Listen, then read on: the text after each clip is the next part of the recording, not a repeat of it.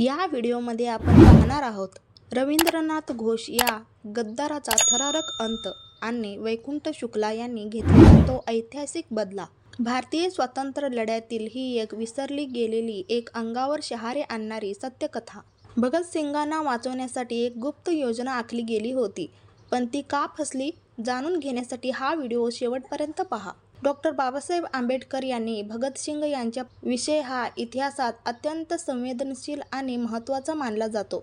बाबासाहेबांनी भगतसिंगांना वाचवण्याचा प्रयत्न केला नाही हा एक मोठा गैरसमज आहे। उलट त्यांनी कायदेशीर आणि वैचारिक पातळीवर काय भूमिका घेतली होती हे समजून घेणे आवश्यक आहे। कायदेशीर मर्यादा 1931 मध्ये भगतसिंगाचा खटला सुरू होता तेव्हा बाबासाहेब आंबेडकर हे कोणत्याही राजकीय सत्तेत किंवा सरकारमध्ये नव्हते। ते त्यावेळी लंडनमध्ये गोलमेज परिषदेत राऊंड टेबल कॉन्फरन्स भारताच्या अस्पृश्याच्या हक्कासाठी लढा देत होते। त्यांच्याकडे भगतसिंगाची फाशी रद्द करण्याचा कोणताही थेट घटनात्मक किंवा प्रशासकीय अधिकार नव्हता।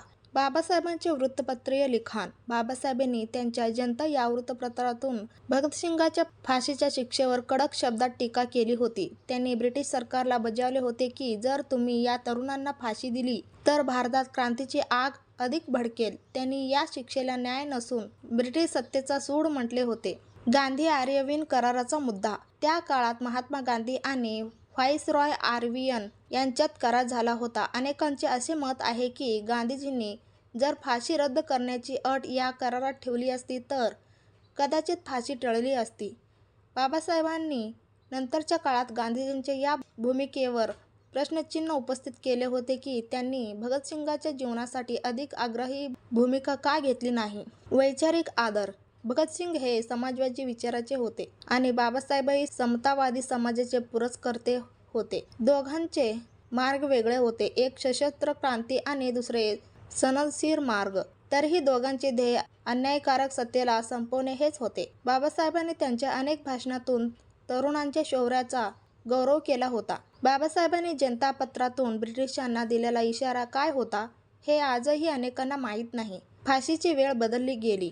ब्रिटिश कायद्यानुसार फाशी नेहमी सकाळी दिली जाते, पण या तिघांच्या बाबतीत नियम मोडला गेला। देशभरात संताप आणि जनक्षोभ इतका होता की खबरदारी म्हणून त्यांना 23 मार्च 1931 च्या संध्याकाळी 7:33 फाशी देण्यात आली।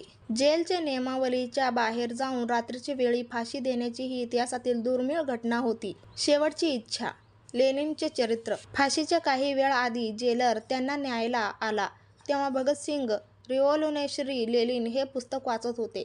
जेलरने सांगितले की फाशीची वेळ झाली आहे तेव्हा भगतसिंग म्हणाले, थांबा, एक क्रांतिकारक दुसऱ्या क्रांतिकारकाशी बोलत आहे, वाचत आहे, मला एक पान पूर्ण करू द्या। त्यांनी हसत हसत ते पान पूर्ण केले आणि मगच ते कोठडीबाहेर पडले। राजगुरूंचे महाराष्ट्राचे नाते आपल्याला अभिमान वाटायला हवा की या त्रयींमधील शिवराम हरी राजगुरू हे महाराष्ट्रातील पुणे जिल्ह्यातील खेड आताचे राजगुरुनगर गावचे होते। ते संस्कृतचे उत्तम जाणकार होते आणि त्यांना रघुनाथ या टोपणनावानेही ओळखले जात असे।